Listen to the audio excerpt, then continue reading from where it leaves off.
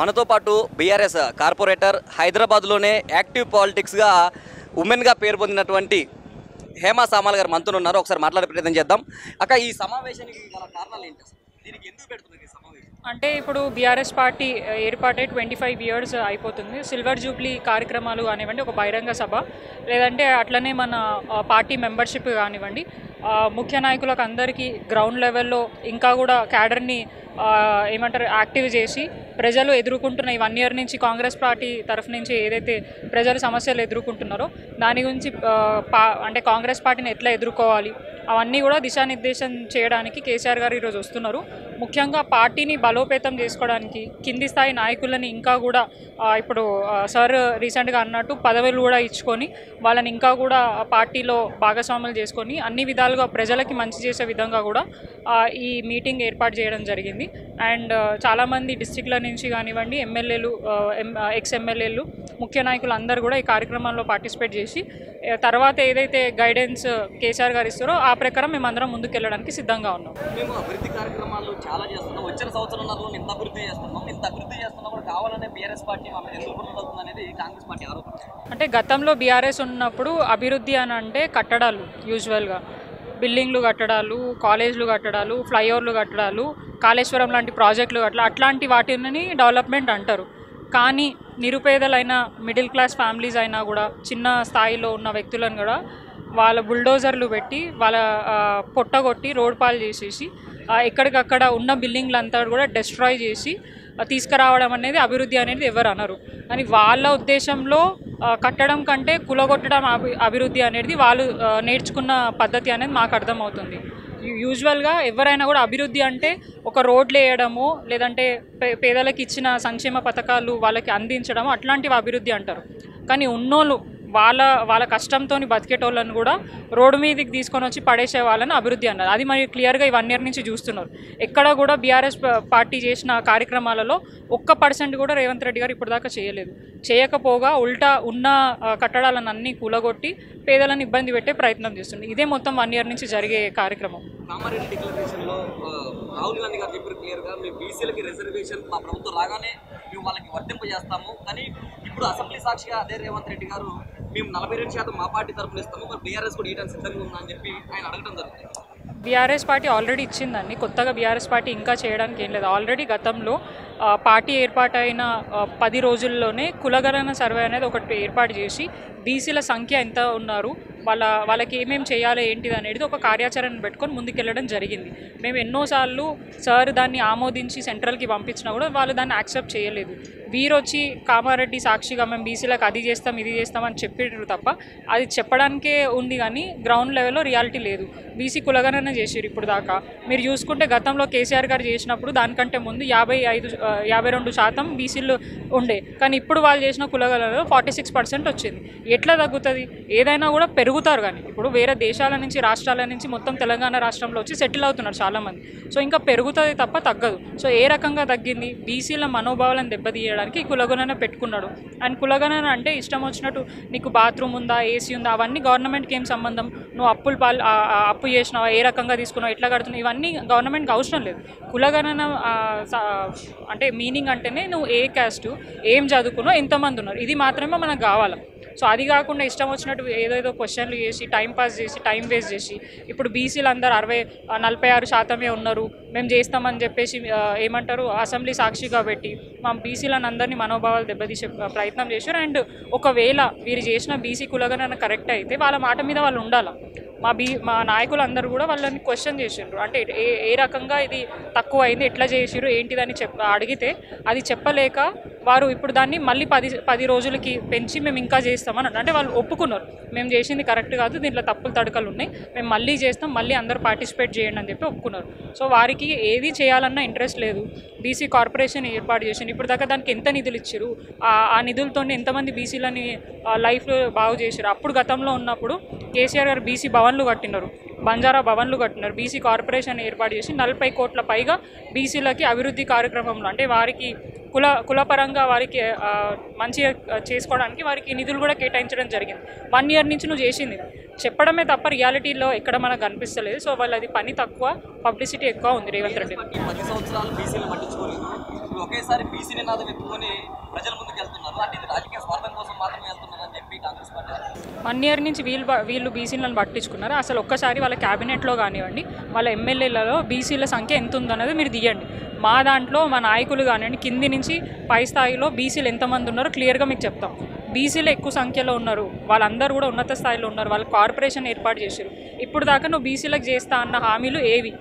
అంటే ఇప్పుడు మాకు ముదిరాజులకి చేపలు అదే సీజన్ ఉంటుంది, సీజన్ బట్టి దాని ప్రకారం ఇవ్వాలి. యాదవులకి గొర్రెలు ఇవ్వాలి. సో ఇట్లాంటి స్కీమ్స్ అని బీఆర్ఎస్ ఇచ్చింది కదా, 1 year నుంచి నువ్వు ఎక్కడ ఇస్తున్నావు? సో ఇవన్నీ చేయకపోగా ఎప్పుడు చూసినా బీఆర్ఎస్ పార్టీని విమర్శించడం, ఫస్ట్ ఆఫ్ ఆల్ నువ్వు అది మానుకో. రేవంత్ రెడ్డి గారిని మేము విజ్ఞప్తి చేస్తున్నాం, విమర్శించడం మానుకొని నువ్వు ఏం చేయాలనుకుంటున్నావు? పొద్దున్న లేస్తే రేవంత్ రెడ్డి గారు, కేసీఆర్ గారి పేరు, కేటీఆర్ గారి పేరు బీఆర్ఎస్ పార్టీ నాయకుల మీద పడుతున్నారు తప్ప తెలంగాణ ప్రజల బాగు గురించి వాళ్ళు ఎట్లా అవుతున్నారు ఏంటిదని తెలుసుకోకుండా ఇష్టం వచ్చినట్టు చేస్తున్నారు. అండ్ మోర్ ఓవర్ ఆయన దగ్గర అన్ని శాఖలు ఉన్నాయి. విద్యాశాఖ ఆయన దగ్గర, హోమ్ మినిస్టర్ ఆయన దగ్గర, మున్సిపల్ శాఖ ఆయన దగ్గర, ముఖ్యమంత్రి ఆయనని. సో ఇవన్నీ కూడా గాలికి వదిలేసి కేవలం వాళ్ళ ఇంట్లో ఉన్న ఫ్యామిలీ మెంబర్స్ని అభివృద్ధి చేయడానికి పనిచేస్తున్నాడు తప్ప రాష్ట్రంలో ఉన్న ప్రజలకు మాత్రం ఎటువంటి లాభం అయితే చేస్తలేడు. ఈ 10 సంవత్సరాలు కేసీఆర్ గారు రాష్ట్రం మొత్తాన్ని కూడా ఆగం చేసిండు, అందుకే అసెంబ్లీకి రావట్లేదని రేవంత్ రెడ్డి గారు కేసీఆర్ గారు ఎందుకు రాలేదు ఏంటిదనే తెలంగాణ రాష్ట్ర ప్రజలందరికీ తెలుసు. వారు ఎప్పుడైతే గవర్నమెంట్ మనది బీఆర్ఎస్ పోయిన తర్వాత ఆయనకి కొద్దిగా హెల్త్ బాగాలేకపోవడం వల్ల కొన్ని రోజులు రాలేదు. అండ్ ఆయన వచ్చిన తర్వాత డెఫినెట్గా గవర్నమెంట్ని ప్రశ్నిస్తారు. అండ్ వచ్చిన వెంటనే కొన్ని రోజుల్లో అంటే గవర్నమెంట్ ఫామ్ అయిన కొద్ది రోజుల్లోనే మేము వాళ్ళని గవర్నమెంట్ని ప్రశ్నించడం జరిగింది. అయితే వాళ్ళు ఏమన్నారు, మేము ఇంకా కుర్చీలో కూర్చొని కూడా లేదు, అయినా కూడా మా మీద విడుచుకు పడుతున్నారు, సో మాకు కొద్దిగా టైం అని ఇవ్వాలి కదా అని అన్నారు. ఆ టైం మన కేసీఆర్ గారు ఇచ్చారు కదా, 1 year అయింది. నువ్వు 100 daysలో చేస్తాను, కానీ మేము 1 year కంటే ఇంకా 2 నెలలు ఎక్కువ, 14 months అవుతుంది.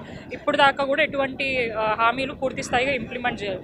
6 గ్యారంటీలు 6 గ్యారంటీ ఇంప్లిమెంట్ చేసిండు.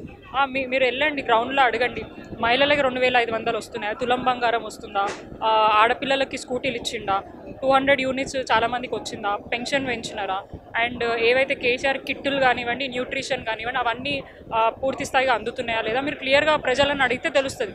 ఏది కూడా చేయకుండా కేవలం 1-sidedగా పార్టీలో ఉన్న నాయకులు ప్రభుత్వాన్ని ప్రశ్నిస్తుంటే వాళ్ళ మీద అక్రమ కేసులు పెట్టి బనాయించి లోపల పంపడమే పనిగా పెట్టుకున్నాడు తప్ప తెలంగాణ ప్రజలకు మాత్రం ఎటువంటి మంచి చేసే విధంగా మాత్రం రేవంత్ రెడ్డి పనిచేస్తలేడు. అండ్ రీసెంట్గా ఆయననే ఒక సభలో ఒప్పుకున్నాడు, మా దగ్గర ఉన్న ఐఏఎస్ ఆఫీసర్లు కానీ అధికారులు కానివ్వండి ఏసీ రూమ్లలో కూర్చుంటున్నారు, కమిషన్లు తీసుకొని పనులు చేస్తున్నారు. అంటే ఒక ముఖ్యమంత్రి ఉండి ఒక ఆఫీసర్లను అట్లా మాట్లాడటం ఎంతవరకు కరెక్ట్? ఆయన సొంత గవర్నమెంట్ని ఆయన విమర్శించుకుంటున్నాడు.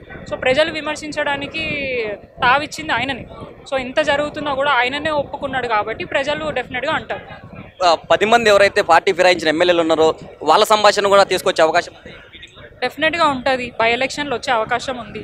మీరు ఆల్రెడీ మేము హైకోర్టులో వేసినాం, దాన్ని ఛాలెంజ్ చేస్తూ సుప్రీంకోర్టులో వేసినాం.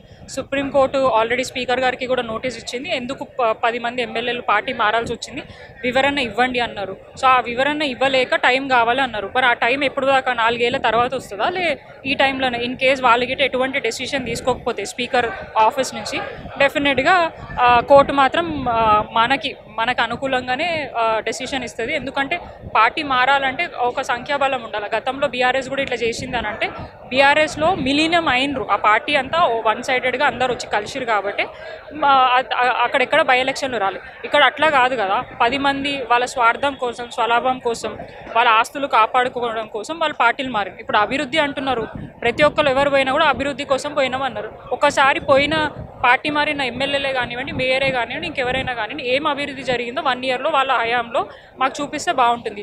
గతంలో కేసీఆర్ గారు ఉన్నప్పుడు 10 సంవత్సరాల్లో 1,00,000 కోట్లు అప్పు చేసిరని మాట్లాడుతుంది. మరి ఏడాదిలోనే 1,00,000 కోట్లు అప్పు చేసి నువ్వు ఏడగట్టినావు, ఏడబెట్టినావు, నీ ఇంట్లో పెట్టుకున్నావు, నీ తమ్ముళ్ళ ఇంట్లో పెట్టుకున్నావు. సో అభివృద్ధి అనేది ఎక్కడ కనిపిస్తలేదు, కేవలం అనుముల ఫ్యామిలీ ఇంట్లోనే కనిపిస్తుంది తప్ప తెలంగాణ ప్రజలలో కానివ్వండి తెలంగాణ రాష్ట్రంలో ఎక్కడ కనిపించట్లేదు. ఈ ఎమ్మెల్సీ స్థానాల్లో బీఆర్ఎస్ పార్టీ నిలబడకపోవడానికి కారణం అంటే ఎప్పుడు కూడా కరీంనగర్ ఎమ్మెల్సీ ఉన్నప్పుడు ఎప్పుడు కూడా మనము గ్రాడ్యుయేట్లని నుంచోబెట్టలేదు. ఇప్పుడు కూడా ఆ ప్రకారమే మనం నుంచోలేదు. దానికి ఒక పెద్ద ఏం లేదు. అండ్ మాకు కూడా ఒక స్ట్రాటజీ ఉంటుంది, ఎప్పుడు ఎక్కడ నుంచోవాలా, ఎవరిని పెట్టాలా, ఏం చేయాలనేది. కేసీఆర్ గారు ఉత్తగా ఏం కూర్చోరు, ఎవరిని నుంచోబెట్టకొని ఉండరు. దాని బ్యాక్గ్రౌండ్ ఏదో ఉంటుంది కాబట్టి మేము నుంచోలేదు. ఆయన వీళ్ళ ఫీలింగ్ ఏంటంటే వాళ్ళు కలిసిపోతున్నారు, ఇది చేస్తున్నారని. మాకు కలవాల్సిన అవసరం లేదు. ఏకైక పార్టీ రాష్ట్రంలో ఒంటరిగా కొట్లాడుతుంది ప్రజల గురించి, అది బీఆర్ఎస్ పార్టీయే. కలిసిపోయిన పార్టీలు సెంట్రల్లో ఉన్నాయంటే కాంగ్రెస్ పార్టీ, బీజేపీ. మీరు చాలా ఎగ్జాంపుల్ తీసుకోవచ్చు. రీసెంట్గా చూసుకోండి, కేసీఆర్ గారి బర్త్డే అయితే ఎక్కడ చూసినా కూడా Congress party, BJP party, BRS ఉంది. కాంగ్రెస్ది బీజేపీది వదిలేసి బీఆర్ఎస్ పార్టీని మాత్రమే వాళ్ళు టచ్ చేసారు. అండ్ మొన్న కౌన్సిల్లో కూడా ఎప్పుడు కూడా బీజేపీ వాళ్ళు చాలా లొల్లి చేస్తుండే గతంలో బీఆర్ఎస్ ఉన్నప్పుడు. ఇప్పుడు వాళ్ళు సైలెంట్ అయిపోయారు. కాంగ్రెస్ బీజేపీ కలిసి అండర్స్టాండింగ్ మీద ఉండి మమ్మల్ని రెచ్చగొట్టి ఆ కౌన్సిల్లో నుంచి మమ్మల్ని బయటికి పంపించి వాళ్ళు కూర్చొని ఇవన్నీ డిస్కషన్ చేసుకొని మేము ఇట్లా చేసినాం. కానీ ఎక్కడ ఎవరు కలిసినారు అనేది మీకు క్లియర్గా అర్థమవుతుంది.